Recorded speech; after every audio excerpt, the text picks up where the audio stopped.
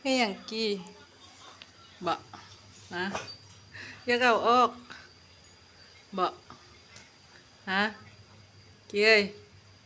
เนี่ยกี้เหม็นก็หูมันมาถูชนี่นะแป้งแล้วไปเอาอันนั้นมาถูเด้อไม่ถูเนี่ยในบอลเปียกเนี่ยนะเห็นบ่กี้เรียววันนี้เร็วปลาเป็นตาแผงแทนเลยนะกากใหม่เบิ้งยังเฮาก็เฮาบ่ได้บ่เฮาได้อยู่ติกินก็ยังกินได้อยู่ปินหน้ามาพี่ได้ดูเออฝืนอ้อนยังให้เอาออกให้บ่เอาออกแหละตัวเองก็คือเพิ่นนะบ่เอาออกแต่ว่า กิกินได้ปกติกินน้ำกินข้าวได้ปกติต่างแต่ว่ากะสิป้องกันการกัดเนาะการกัดแบบกัดคู่กัดขนอีหยังนี่แหละเอ้ยปินน้ำมาพี่แน่นี่นะ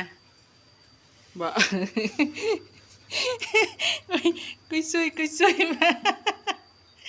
บ่ยังให้เอาออกให้บ่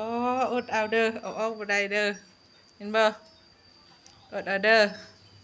นั่นไปแล้ว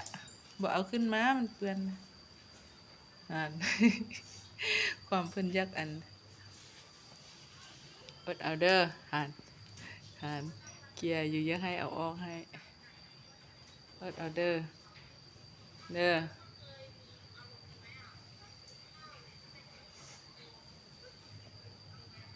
น่ะ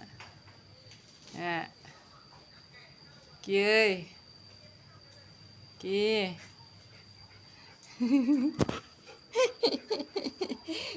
ดุดพุนดุดพีอยู่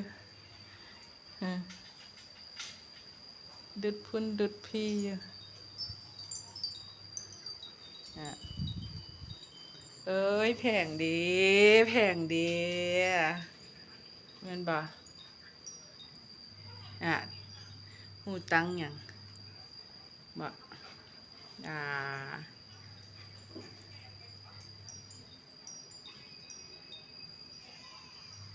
หูตังอีหยังล่ะบัดนี้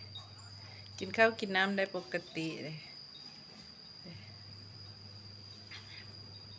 กินข้าวกินน้ำได้ปกติใส่อันนี้นะป้องกันการกัดเนาะต้องได้ใส่ไปให้กัดบ่ได้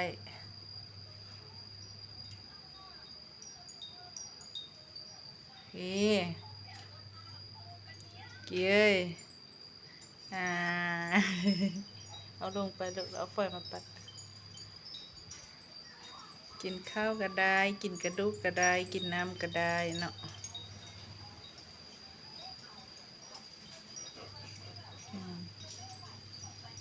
เฮาได้ปกติอันนี้เด้ยังตีนี่แหละยังใส่ให้บ่ได้นี่